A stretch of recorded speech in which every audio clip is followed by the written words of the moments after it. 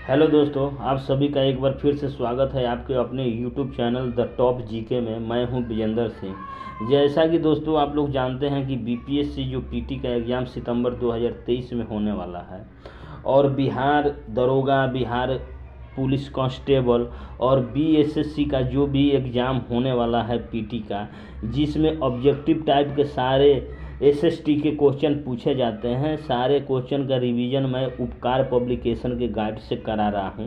50-50 प्रश्नों का मैं रिवीजन करा रहा हूं। इस आज के क्लास में मैं भारतीय राज्य व्यवस्था के और संविधान के 50 प्रश्नों का रिवीजन कराऊंगा, जो आपको एग्ज़ाम ऑफ व्यू से बहुत ही इम्पोर्टेंट होने वाला है। दोस्तों, मैं इस वीडियो में उसी प्रश्नों को लाया हूं जो मेरे को लगता है ये बार बार रिपीट होने के एग्ज़ाम में संभावना है। इधर उधर के जो भी प्रश्न जो है बेसिक प्रश्न है, जो सब कोई जानता है, वैसे प्रश्नों को इसमें मैं समावेश नहीं कर रहा हूं। दोस्तों, जो प्रश्न लगता है कि नहीं हम लोग को रिवीजन करना चाहिए, हर समय जबान पर आना चाहिए, 2 दिन 3 दिन पर माइंड में आना चाहिए, उसी प्रश्न को मैं इसमें 50-50 प्रश्नों का रिवीजन कराता हूं। तो बिना देरी किए हुए आइए दोस्तों शुरू करते हैं आज के प्रश्नों को। आज का पहला प्रश्न है, भारतीय संविधान में कल्याणकारी राज्य की संकल्पना समाहित की गई थी। किसमें समाहित की गई थी? प्रस्तावना में, मूल कर्तव्यों में, निर्देशक तत्वों में, मूल अधिकारों में। बताइए क्या हो जाएगा? भारतीय संविधान में कल्याणकारी राज्य की संकल्पना नीति निर्देशक तत्वों में समाहित की गई है। तो इस प्रश्न का आंसर क्या हो जाएगा? Option number A. भारतीय संविधान के नीति निर्देशक तत्व में कल्याणकारी राज्य की संकल्पना समाहित है, ये चीज़ याद रखिएगा। आइए अगला प्रश्न देखते हैं। निम्नलिखित में से कौन सा भारत का एक संवैधानिक निकाय है? बताइए। केंद्रीय अन्वेषण ब्यूरो, राष्ट्रीय खुफिया एजेंसी, राष्ट्रीय मानवाधिकार आयोग और भारतीय चुनाव आयोग। संवैधानिक निकाय इसमें क्या है? भारतीय चुनाव आयोग, ऑप्शन नंबर डी। आइए अगला प्रश्न देखते हैं। संसद बनता है संसद के दोनों सदनों से, संसद के दोनों सदन निर्वाचित तथा मनोनीत सदस्यों से, संसद के दोनों सदन तथा सदन के सभापति से, उपयुक्त में से कोई नहीं। बताइए 3 नंबर प्रश्न का आंसर क्या हो गया? ऑप्शन नंबर डी होगा, उपयुक्त में से कोई नहीं। क्योंकि संसद बनता है राज्यसभा, लोकसभा और राष्ट्रपति से मिलकर। तो इस ऑप्शन में कोई वैसा नहीं है, इसलिए ऑप्शन नंबर डी होगा, कोई नहीं। आइए अगला प्रश्न देखते हैं। राज्य की कार्यपालिका का प्रमुख कौन होता है? राज्य की कार्यपालिका का प्रमुख कौन होता है? 155 आर्टिकल्स में राज्य की कार्यपालिका का प्रमुख उस राज्य के राज्यपाल होता है। आइए अगला प्रश्न देखते हैं। भारत के किस राज्य ने सर्वप्रथम पंचायती राज प्रणाली को लागू किया था? राजस्थान। भारत में राजस्थान जिला में सबसे पहले पंचायती राज लागू हुआ था 1953 में। आइए अगला प्रश्न देखते हैं। संसद के दोनों सदनों की संयुक्त बैठक का सभापतित्व करता कौन है? लोकसभा अध्यक्ष।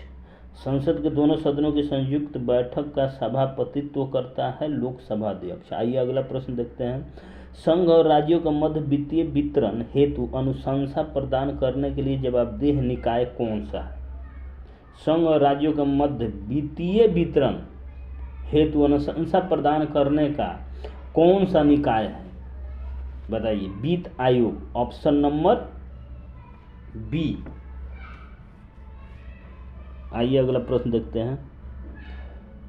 केंद्रीय मंत्रिमंडल ने महिलाओं का राष्ट्रीय विश्वविद्यालय उत्तर प्रदेश में किस जगह स्थापित करना अस्वीकृत किया है? केंद्रीय मंत्रिमंडल। बताइए इस प्रश्न का आंसर क्या होगा? Raebareli, option number B. अपनी कक्षा में मॉनिटर के चयन का आधार क्या है?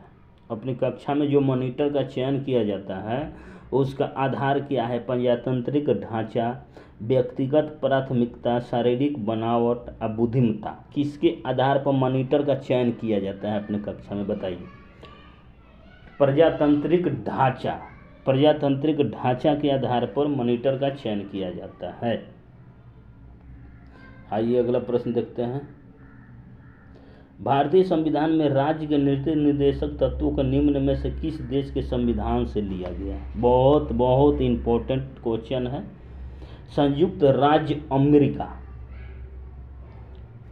राज्य के नीति निर्देशक तत्वों का निम्न में से किस देश के संविधान से लिया गया? बताइए।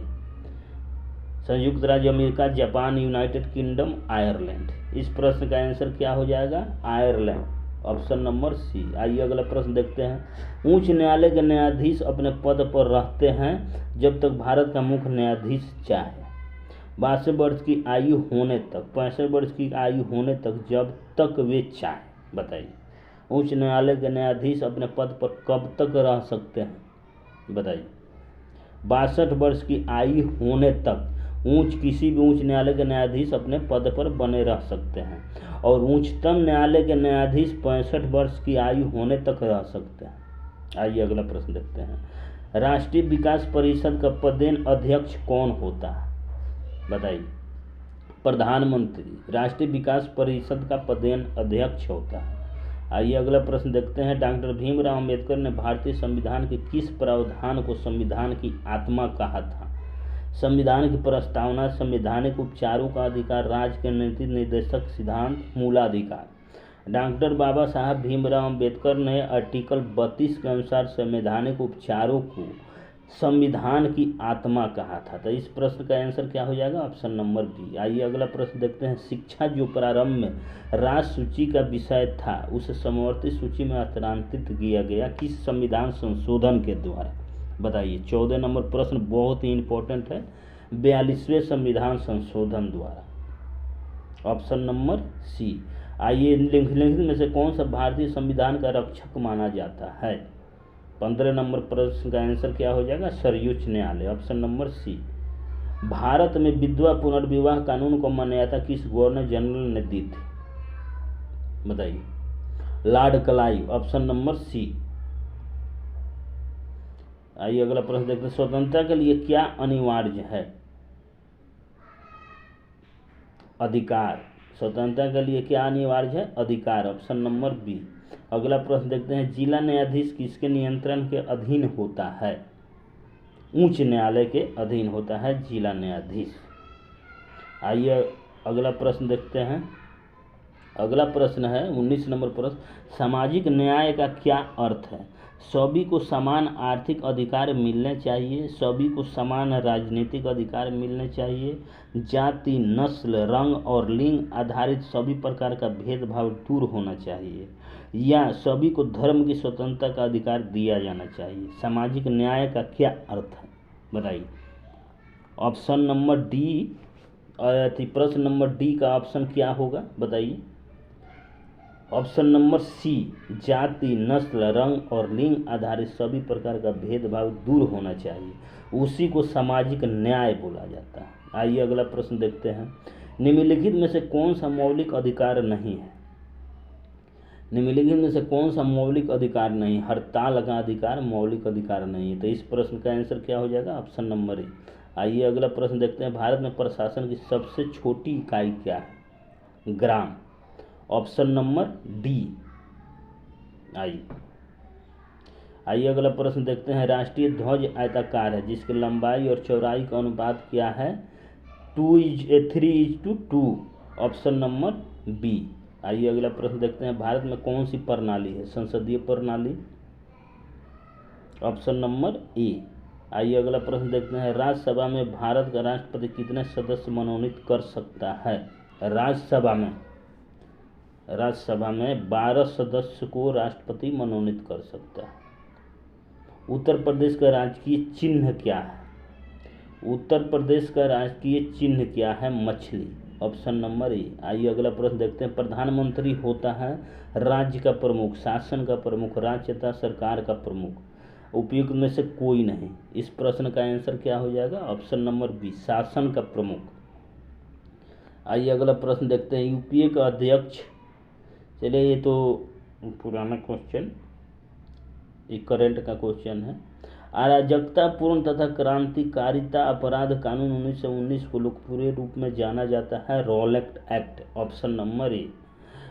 युद्ध घोषित करने हेतु कौन विधिवत सक्षम है? युद्ध घोषित करने के लिए कौन विधिवत है, बताइए। राष्ट्रपति। आइए अगला प्रश्न देखते हैं। 92वें संविधान संशोधन के साथ कितनी नई भाषाएं संविधान की 8वीं अनुसूची में जोड़ी गई थी? 92वें संविधान संशोधन के द्वारा 4 भाषाएं को भारतीय संविधान की 8वीं सूची में जोड़ी गई थी। अभी के समय में भारतीय संविधान के भाग 4 में 8वीं अनुसूची में 22 भाषाएं हैं टोटल। तो इस प्रश्न का आंसर क्या हो जाएगा? Option number C. आइए अगला प्रश्न देखते हैं। राज्यसभा का पदेन अध्यक्ष का वेतन क्या होता है? राज्यसभा के पदेन अध्यक्ष का वेतन 1,25,000 रुपया होता है। Option number A. आइए अगला प्रश्न देखते हैं। आंग्ल भारतीय समुदाय का प्रतिनिधित्व करने के लिए राष्ट्रपति द्वारा इस समुदाय से कितने लोगों को मनोनीत किया जाता है? आंग्ल भारतीय समुदाय का प्रतिनिधित्व करने के लिए राष्ट्रपति द्वारा इन समुदाय से कितने लोगों को मनोनीत किया जाता है? 32 नंबर प्रश्न का आंसर क्या हो जाएगा? 2 लोगों को। भारत की प्रथम महिला गवर्नर कौन थी? श्रीमती सरोजिनी नायडू। कहाँ के थी? उत्तर प्रदेश। आइए अगला प्रश्न देखते हैं। अस्पृश्यता की समाप्ति का संबंध किससे है? अनुच्छेद 17 से। आइए अगला प्रश्न देखते हैं। किन राज्यों में 1959 में सर्वप्रथम पंचायती राज को लागू किया गया था? राजस्थान और आंध्र प्रदेश में।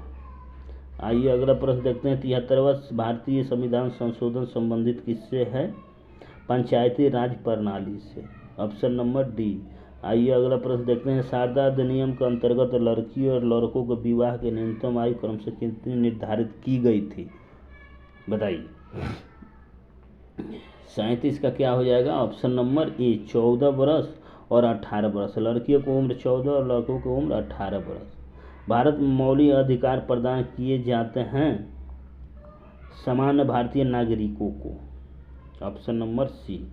आइए अगला प्रश्न देखते हैं। निम्नलिखित में से कौन कौन से भारत के संविधान में शोषण के विरुद्ध अधिकार का भाग होने के रूप में विचार किए गए हैं? मानव के दुर्व्यवहार और बलात् श्रम का प्रतिषेध, अस्पृश्यता का अंत, अल्पसंख्यक वर्गों के हितों का संरक्षण, कारखानों और खान में बालकों के नियोजन का प्रतिषेध। बताइए क्या होगा इसमें? मानव के दुर्व्यवहार और बलात् श्रम का प्रतिषेध और कारखानों और खान में बालकों के नियोजन का प्रतिषेध। तो इस प्रश्न का आंसर हो जाएगा ऑप्शन नंबर सी 1 और 4। आइए अगला प्रश्न देखते हैं। पीडीएस गरीब लोगों को सब्सिडी आधारित दरों पर अनाज और अन्य आवश्यक वस्तुओं को वितरण का एक माध्यम है। इस शब्द का पूर्ण रूप क्या है? पीडीएस का फुल फॉर्म क्या है? बताइए। Public distribution system. Option number A. आइए अगला प्रश्न देखते हैं। निम्नलिखित में कौन सी एजेंसी सभी भारतीयों को अन्याय पहचान पत्र उपलब्ध कराती है? भारतीय निर्वाचन आयोग। Option number A. संविधान सभा के निम्नलिखित सदस्यों में से कौन कम्युनिस्ट विचारधारा के थे?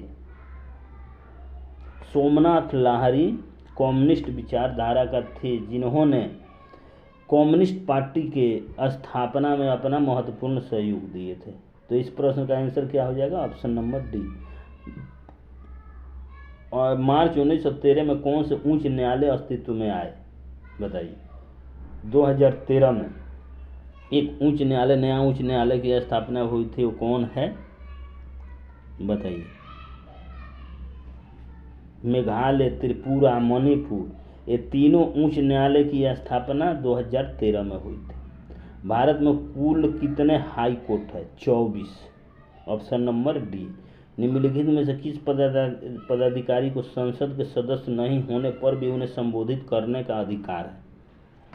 बताइए। Attorney general, attorney general of India. Option number C. आइए अगला प्रश्न देखते हैं। यह कौन निर्णय करता है कि अनुमुक्त विधायक धन विधायक है? लोकसभा अध्यक्ष। ऑप्शन नंबर सी। भारत में अभियुक्त को दी गई फांसी की सजा को निरस्त करने का अधिकार किसके पास है? राष्ट्रपति के पास। Option number B. Panchayati Raj व्यवस्था में स्थानीय स्वशासन की व्यवस्था कैसी होती है? ग्राम, ब्लॉक, जिला और राज्य स्तर पर 4 स्तरीय व्यवस्था। ग्राम, ब्लॉक और जिला स्तर पर 3 स्तरीय व्यवस्था। Option number B. आइए अगला प्रश्न देखते हैं। सूचना का अधिकार मूल अधिकार है, विधिक अधिकार है, क्या है बताइए? विधिक अधिकार है सूचना का अधिकार। आइए लास्ट प्रश्न देखते हैं। लोकतंत्र डेमोक्रेसी शब्द किस भाषा से लिया गया है? बहुत इम्पोर्टेंट प्रश्न है। यूनानी भाषा से लिया गया है डेमोक्रेसी शब्द। तो दोस्तों यहीं पर मेरा 50 प्रश्नों का एपिसोड ख़त्म होता है, फिर कल लेके आएंगे। धन्यवाद। अगर ये वीडियो अच्छा लगा तो चैनल को सब्सक्राइब कीजिए, शेयर कीजिए और कमेंट कीजिए।